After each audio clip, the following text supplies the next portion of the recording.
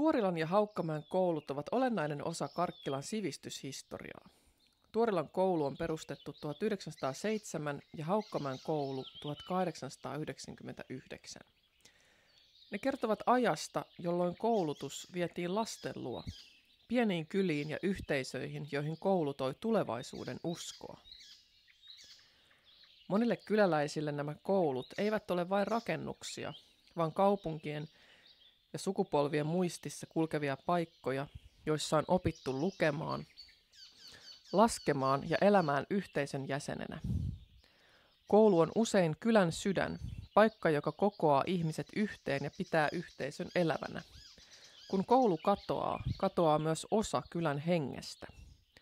Kyläkoulun ympärille on vuosikymmeninä rakentunut sosiaalinen verkosto, joka tukee niin lapsia kuin aikuisia.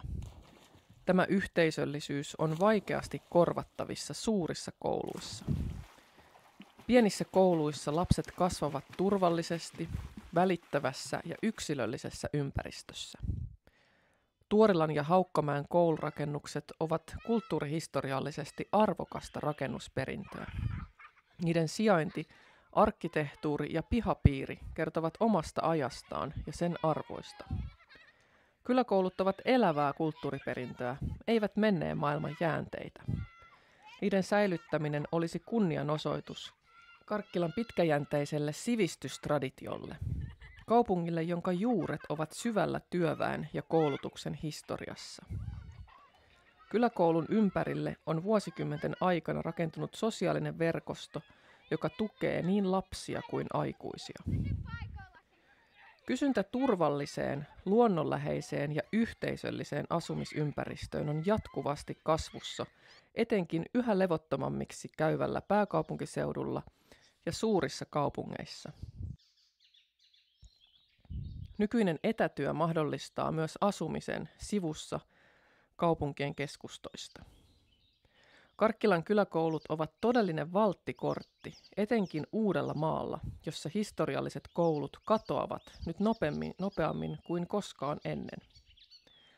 Nämä koulut tarjoavat huikeita mahdollisuuksia lasten ja nuorten kokonaisvaltaisen hyvinvoinnin vahvistamiseen, samoin kuin luontosuhteen vahvistumiseen.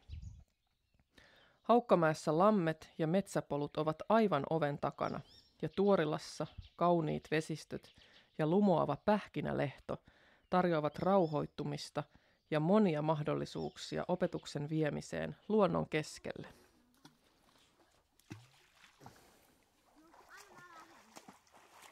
Näiden mahdollisuuksien korostaminen on valtava vetovoimatekijä, jolle pitäisi antaa aikaa vielä ainakin pari vuotta ja aidosti hyödyntää näitä Karkkilan markkinoinnissa kaikilla kanavilla, nimenomaan kulttuuria ja luontoa arvostaville kaupunkilaisille, joita kyllä riittää.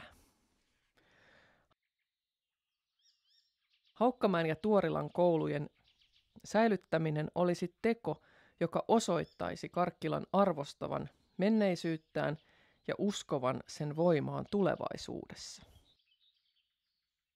Karkkilassa on lukuisia luovan alan ja elokuva-alan ammattilaisia.